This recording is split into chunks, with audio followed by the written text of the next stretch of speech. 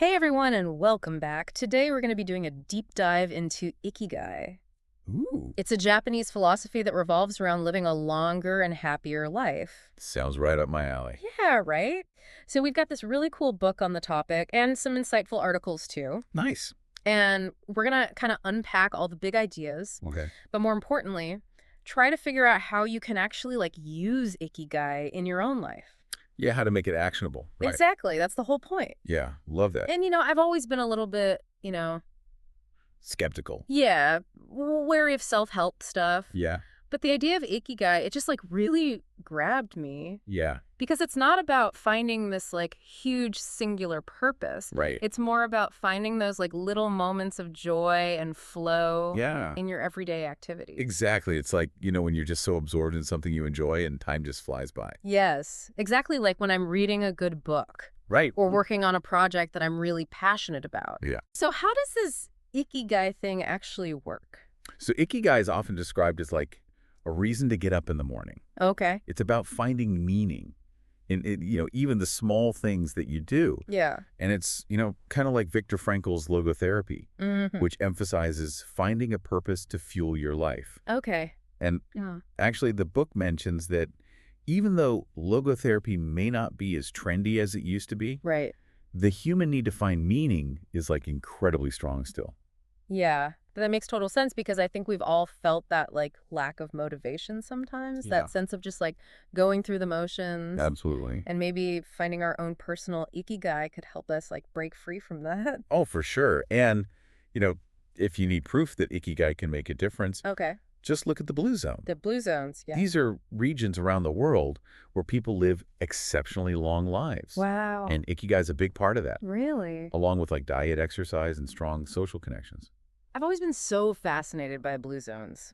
Yeah. Especially Okinawa, Japan. Oh, yeah. I remember reading about their moai. Right. It's these social support groups that are extended families. Yeah. And it just adds so much to their well-being. It highlights how vital that social connection is, right, Yeah. to a long and happy life. Mm. The moai are a fantastic example of that. For sure. But, we also need to keep our minds sharp Okay. because, believe it or not, our neurons start aging in our 20s. What? Seriously, I had no idea it started that early. Yeah, it's surprising, isn't it? I thought we had way more time. Right. But don't worry, we can slow down the process. Okay, good. Just think of your brain as like a muscle Okay. that needs regular workouts. I like that analogy. Right. So learning new things, solving puzzles, even socializing, Mm-hmm. all these things help keep our minds agile. So pushing ourselves mentally, stepping outside of our comfort zone, it's like a workout for our brains. Exactly. Okay. And there's this fascinating research by an Israeli neuroscientist named Shlomo Bresnitz, and he suggests that our brains crave routines. Mm. So when we shake things up with new information, it forces our brains to adapt, Mm-hmm. build new connections, and that keeps them revitalized. So we got to keep our brains on their toes. You got it. That makes sense. But speaking of challenges, the book also talks a lot about stress Oh, yeah. and how much of it we face in modern life. It's true, isn't it? We're Yeah. constantly bombarded with information and demands. Yeah. The book makes this great point about how we're always on alert, Right? which is so different from our ancestors who only experienced stress in really dangerous situations. Yeah, it's like we're plugged in 2047. Oh, really? Our brains are just overloaded with notifications and information. Yeah. No wonder we're all stressed out. Right. And when we're stressed, our bodies release these hormones like adrenaline and cortisol. Right. And, in small doses, these hormones are actually helpful. Well, They help us deal with challenges. yeah, But when we're chronically stressed, it can actually harm our health. that makes sense. It's like your body's stuck in this constant fight or flight mode, and it's just exhausting. Yeah, I can only imagine. Right. So how do we combat this constant stress? Well, the book mentions mindfulness. Mindfulness, right? Yeah. And mindfulness is all about just being present in the moment, Okay. breaking free from that autopilot state Mm-hmm. where our minds are constantly either replaying the past or worrying about the future. Oh, yeah. I do that all the time, We all do. especially the worrying about the future part. Right. It's about actually experiencing what's happening right now. That's a great point. It's like that example from the book about eating in front of the TV. Oh, yeah. We go through the motions, but we don't even remember what we tasted. Exactly. It happens to the best of us. Oh, yeah, for sure. It's just an example of how we're often not truly present in our lives. Right. And that's where techniques like meditation or breathing exercises or even yoga, Okay. they can help us cultivate mindfulness Right. and really savor each moment. So it's like hitting the pause button on our busy minds, give ourselves a chance to reset Yeah, and reconnect with ourselves. I love that. Okay, so we've talked about mindfulness, but the book also really emphasizes like finding flow. Yeah. Have you ever like been so engrossed in something Uh-huh. that time just like disappears? Oh, yeah. That's flow. It's like that incredible feeling of being totally immersed in what you're doing, Yeah. right? Yeah. There's this psychologist, Holly Csikszentmihalyi. Okay. He's done a lot of research on flow. Okay. And he found that it's a state where we're both like incredibly productive Uh-huh. and happy. That sounds pretty ideal. Right? The book uses this example of like Japanese artisans, Oh, yeah. the takumi. I love that example. Yeah, they dedicate years Yeah. to perfecting their craft. They're not just working, they're like in a state of flow. And that's a key point about Ikigai. What's that? It's not about chasing like fleeting pleasure. It's about finding those activities that consistently bring you into that flow state. Right, so they're challenging but also engaging you. Exactly. Okay, that makes sense. So like how can we find those activities? Yeah. What are some practical ways to like cultivate more flow in our lives? Well, the book outlines two main strategies. Okay, love a good strategy. Right. So the first is choosing the right difficulty level Okay. for the tasks you take on.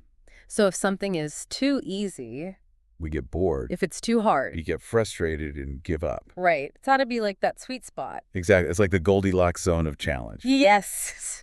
I love that. Like when I'm reading, if the material's too simple, I just like zone out. Yeah. But if it's too complex, I just end up with a headache. Right. Finding that just right level of challenge. Yeah. So important. Totally agree. Mm. And the second strategy is having a clear objective Oh. for whatever task is at hand. But what about all those like everyday tasks Mm. that we're not exactly thrilled about, like laundry, paperwork? Can we find flow there too? That's a great question. And that's where microflow comes in. Microflow. Yeah. It's about changing your mindset, Okay. finding ways to be present and engaged, Mm. even with simple tasks. So it's like finding ways to enjoy the process, Yeah. even if the task itself isn't inherently exciting. Exactly. Like you might not find doing the dishes inherently thrilling, No, not really. but you can still be present with, the sensations of the warm water, Okay. the scent of the soap, Uh, the satisfaction of getting things clean. so like finding those little moments of satisfaction. Exactly. The book mentions this really cheerful elevator operator Oh, I love that story. in Tokyo who's been doing the same job for years, Yeah. but seems to genuinely enjoy it. Right. It's amazing. It's like they've mastered the art of finding joy in the mundane. Exactly. Yeah. It highlights how much our mindset really matters. Yeah. A little mindfulness can go a long way Mm. in making even mundane tasks more enjoyable. Okay, that's really encouraging. And speaking of challenges, the book talks about the importance of resilience. Oh, yeah, for sure. It seems like people who like live their Ikigai, they don't give up easily. Right. They know how to bounce back from setbacks. Resilience is essentially our ability to cope with stress and challenges without being overwhelmed by them. It's about having that inner strength to like weather life's storms. Exactly. And there's that great Japanese proverb, right? Oh, yeah. Fall 7 times, rise 8. Love it. It's like the perfect proverb. It really captures that spirit of perseverance. Absolutely. Mhm. And there's another beautiful Japanese concept that ties in here. What's that? Wabi-sabi. Oh, yes, wabi-sabi. It's this aesthetic Hmm. that finds beauty in imperfection Yeah. and impermanence. It's about accepting that life isn't perfect, right. that things change, and finding beauty in those imperfections. It's about embracing the perfectly imperfect nature of life. Couldn't have said it better myself. So it's about shifting our perspective. Yeah. And realizing that those imperfections are part of what makes life interesting. I love that. But what about those people who live to be like 110 or older? The super centenarians. Yeah. Yeah. The book shares some incredible stories about them. They're amazing, aren't they? And what's so interesting is that so many of them talk about having lived like full and often challenging lives. Yeah. But they face those challenges with this like positive attitude. Yeah. And they didn't let those obstacles define them. It's inspiring. There's that great story of Masao Okawa, Oh, yeah. who lived to be 117 years old, Oh. When asked about her secret to longevity, she said, What'd she say? eating sushi and sleeping. Of course. I mean, those things are important. Yeah, definitely. But it sounds like she also just had this genuine zest for life. Yeah, even in her later years. Even in her later years. And that seems to be like a common thread Yeah. among these super centenarians. Just this incredible passion for life. For sure. And it's not just individual habits, right? The book also dives into the lifestyle of people in Ogimi, Okay. a village in Okinawa. Okay. Yeah, one of those blue zones we were talking about. One of the blue zones, exactly. They have this amazing sense of community Yeah. and purpose. Their lives are filled with tending gardens, connecting with their social groups, their moai. Yeah. They're constantly active and engaged. Yeah, and they genuinely seem to enjoy their lives. I really do. They celebrate like everything. It's awesome. No matter how small, birthdays, harvests, Yeah. everyday moments, they figured out how to find joy. Yeah. In even the simplest things. I love that. So inspiring. It really is.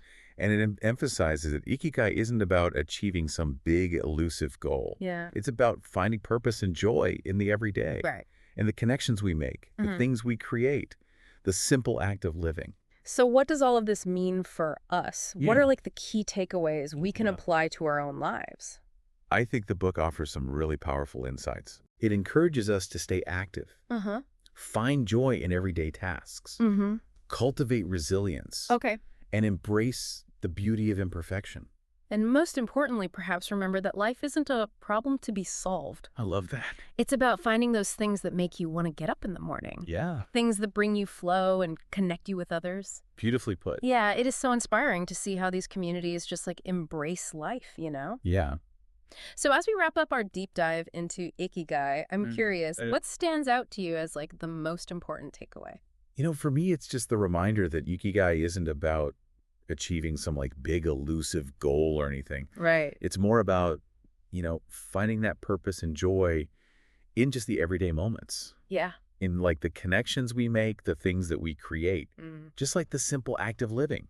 I totally agree. It's not about like waiting for happiness to arrive someday. Yeah. It's about actively like cultivating it in our lives right now. Right now, exactly. And the book offers some really practical ways to do that too. It does, yeah. From staying active and engaged to finding flow in our work and even our chores. Yeah, There's so many ways to weave Ikigai into our daily routines. I love that. It's about finding those things that light us up, Yeah. that give us a reason to get out of bed in the morning, even if they seem, small or insignificant. Exactly. And, it's a journey, not a destination. Yeah, And your Ikigai might evolve over time. right. And that's okay. That's totally fine. It's about staying curious, exploring new things, and continuously seeking out those moments of joy Yeah. and fulfillment. And it's so fascinating how Ikigai like combines this personal pursuit of joy with a deep sense of community and connection. Yeah. The book really highlights how important our social ties are. It's so important for our well-being. It's so true, whether it's our families, friends, Yeah. or even those social groups like the Moai in Okinawa. Those connections really nourish us and give us that sense of belonging. Right, and that sense of belonging, that feeling of being part of something larger than ourselves. Yeah. It's such a key ingredient For sure. in like a long and happy life. Absolutely. It all comes back to that interconnectedness, right? Yeah. Like finding our own Ikigai, pursuing our passions, Uh-huh. while also nurturing our relationships and contributing to our communities. Yeah. It's like this beautiful, holistic approach to life. It really is. And, I think the beauty of Ikigai is that it's not like this rigid set of rules. Right. It's more of a philosophy, Yeah. a way of approaching life with intention and purpose. Yeah. It's about finding what truly matters to you and making those things a priority. That's such a great way to put it. It's about aligning our actions with our values Yeah, and creating a life that feels both meaningful and joyful. exactly. And, there's no one-size-fits-all approach. Yeah. Your Ikigai is unique to you. It's about discovering what brings you that sense of flow, Right? that feeling of being fully alive, and then weaving those things Yeah. into the fabric of your life. So as we wrap up our deep dive into Ikigai, I want to leave you with this final thought from the book. Okay. It says, life is not a problem to be solved. Just remember to have something that keeps you busy doing what you love while being surrounded by the people who love you. What a beautiful reminder. It really is. So to all of our listeners out there, Yeah. I encourage you to explore your own Ikigai. Yeah. What are those things that bring you joy and purpose? Uh-huh. How can you cultivate more flow and connection in your life? Keep exploring, keep Yeah. growing, and keep seeking out those things Ah. that make your heart sing. Thanks for joining us on this deep dive, everyone. Yes, thank you. Until next time, keep diving deep and keep seeking out your own Ikigai.